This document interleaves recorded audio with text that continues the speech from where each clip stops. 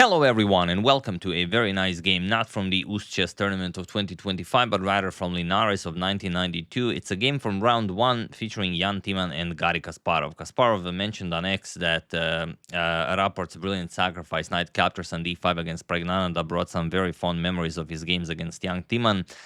He specifically mentioned two of them. I'm going to cover the one he played in Linares in 1992. He even but he showed how he won the game on Twitter, on X, and I thought, it'd be very nice to show while we're waiting for the new round to begin. So he's facing Jan Timman. We've had him on the channel quite a few times. He was known as the best from the West, or the best of the West, saying, okay, sort of the best non-Soviet player in the world. And he was world number 2, officially, unofficially world number 3, as Kasparov broke away from FIDE in 1993. Then, it was Kasparov, Karpov, and then at some point Timman was number 2 or number 3. But okay, doesn't really matter. All in all, a very, very strong player. He played in the candidate series 2 times. Once he got to the final where he lost to Anatoly Karpov, and the other time he won the candidates and then he challenged Karpov and he lost the match. I believe it was 12.5 to 8.5. So incredibly strong player. Like I said, round 1, Linares 1992. Let's see what knight captures on d5, that Rapport versus Prague game, why it brought some fond memories back for Kasparov. So Timman with white opens with pawn to d4. We have knight to f6, pawn to c4, and now pawn to g6. Knight c3, bishop to g7. The king's Indian defense is on the board. Pawn to e4, we have d6, and pawn to f3. The Saemisch variation of the king's Indian. We have castles kingside, the same as in the game Prague versus Rapport, only reached via a different move order.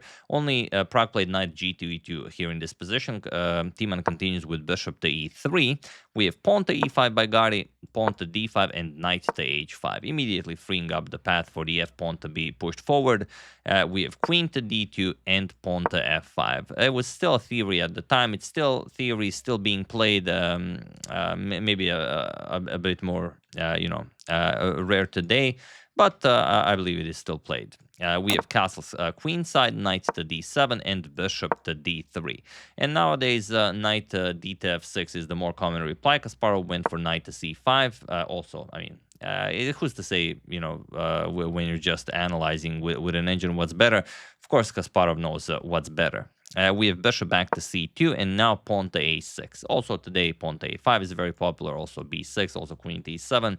So it's a nice position, you can play anything. Kasparov plays pawn to a6 and knight g to e2. We have pawn to b5, a very standard idea in the king's Indian, as the a2 pawn is still undefended. And you could continue with something like e captures on f5. Also, you could decide maybe to give up your dark square bishop for the knight on c5, but you kind of don't want to do it, as if this bishop ever opens up, it's going to be a monster. So pawn to b4, chasing away the knight. Doesn't matter, you castled queenside, pawn to b4, against the king's Indian. It must be played. We have knight to d7, and c captures on b5. Going for the trade, inviting the rook to a2. Captures, and the rook captures on a2. We have knight e to c3, kicking the rook away. And while you could give a check, I mean, doesn't really do all that much. The king comes to b2, and now you either go back and you lost the tempo, or you trade and then you no longer have a rook on the a file to go after the king. There's some saying in chess where you don't want to force your opponent's king where it would go either way, or something like that. So after knight e to c3, just rook back to a8, and now just king b2. Of course, it makes sense. You want to get the rooks into the game. And now there's also a game was played a couple of years after this game, Kasparov versus Poldov, and in the game, f captures on e4 was played, which is today the top one recommended by the engine, but Kasparov still won the game. But here we have knight d to f6, and it is now, as of move 17, that we have a completely new game, or rather, the position has not been repeated until 1997. So here, knight to a7, remaneuvering the knight to c6. It's nicely supported by the bishop. We have f captures on e4, and first going after Kasparov's queen. So Kasparov has to react, queen d7, and now pawn to g4. Other moves can also be considered. F captures, bishop captures, but he went pawn to g4, forcing Kasparov's knight to come to f4. And the knight on f4, I mean, that's a dream square for the knight in the King's Indian, because if the opponent ever captures, you capture with the e-pawn and the bishop becomes alive.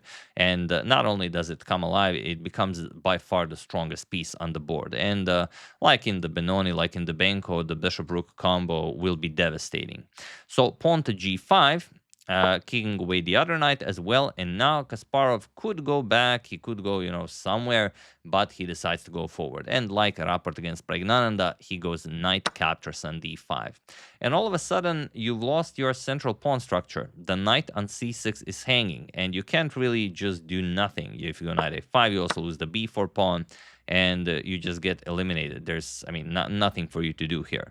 So after knight c captures on d5, we could even give it a double exclamation mark, because here it just does wonders.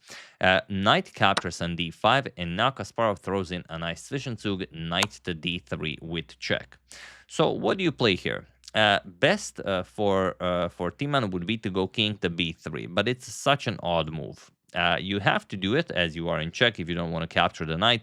So you step away from the bishop on this diagonal. And now after, let's say, queen captures on c6, you will play f captures on e4. You defend on d5, and also you're preparing to capture the knight on d3.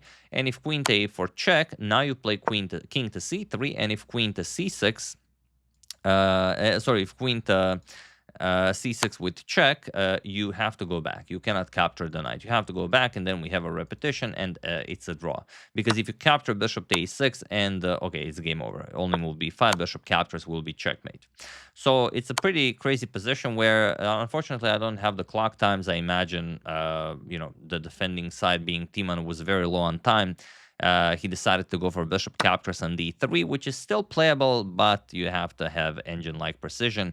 E captures on d3, and now knight to c7 was played. Knight c to e7 was played. b5 is okay. Instead, for example, after queen to f7, you have some problems here. The knight is hanging. You cannot move the knight. Otherwise, rook to a2 check just wins the game on the spot. So that's maybe, playable, but not really. What you would have to do is play queen to c3, and it's a really disgusting defensive line that I will show, because I know how much you guys like disgusting lines. After attacking the knight, you will play queen c4. Now you can't really capture, because capturing with the queen runs into knight e7 check, and you blunder the queen. And if you capture with the bishop, again you run into knight f6 check. It's a double check from the queen and the knight, and you still lose the queen on d7. So it would be a very, very interesting maneuver, this queen to c4, but all of this is impossible to see if you don't calculate in queen to c4. And then, okay, maybe you can play it king goes to h8, you play pawn to b5, you defend the knight, and black has so many options here. I mean, it's playable, but it's just very, very difficult. And also very interesting, if you play rook captures on d3, you also have to see that, okay, e4 now is not an issue, because after rook to c3, if black captures, then you have problems. Queen captures on c3 with check, and there's no move here. For example, king j8, knight f6 check, you fork the king and the queen, you have to give up the rook, queen captures, and not a lot for you to do. For example, if bishop captures, just bishop d4, and there's no defense against queen to h8. So it's a complete mess of a position where Timman would have to burn, I would say, half an hour, at least, if he was, in his prime, and if he had, incredible calculating power to solve all of this. But he played knight c to e7 with check, and now it's Kasparov's turn to strike. King to h8, and now he played knight captures on c8. You could still fight maybe with rook to a1. It's still objectively winning for black, but maybe you could put up a better fight. But after knight captures on c8, the game is dead lost for white. So feel free to pause the video and try to figure out what Kasparov played here while I give you a couple of seconds. So Kasparov played pawn to e4 check, and he was in this position on move 25 that Jan Timman resigned the game, as there is nothing more to be done here. the king has nowhere to go. If you give up the knight, for example, knight to f6, of course, Kasparov will not give up the bishop. He will capture with the rook. And then, okay, now you're threatening all sorts of nasty discoveries. If the pawn is captured, you just recapture. And now if you go to b1, rook to a1 is checkmate, as the pawn is covering c2 and the bishop covers all of these squares. And if you go to b3, then you have the sensational queen to e6 checkmate. Look at this. Queen slicing over this way, a bishop slicing over here, rook slicing over here, pawn covering the c2 square. Just a beautiful, beautiful display of the power of the King's Indian. And as Kasparov said on X, I think 2 days ago, the King's Indian is only mostly dead. So yeah, that's the game. Hope you guys enjoyed it. If by any chance you haven't seen Praggnanandhaa versus Rapport in the Youth Chess Cup, first link in the description below. So, why not improve your day even further? Hope you enjoyed it. I would like to thank Torkel Stenquist, Felix Steinel, Seshadri Subramanian, Andrei Shrada, and James Anderson for your contribution to my channel. Thank you a lot. I really appreciate it. As usual, you can check 2 of my previous videos here. Thank you for watching, and I will see you soon, continuing to check up on your wonderful suggestions and whatever else happens in the chess world.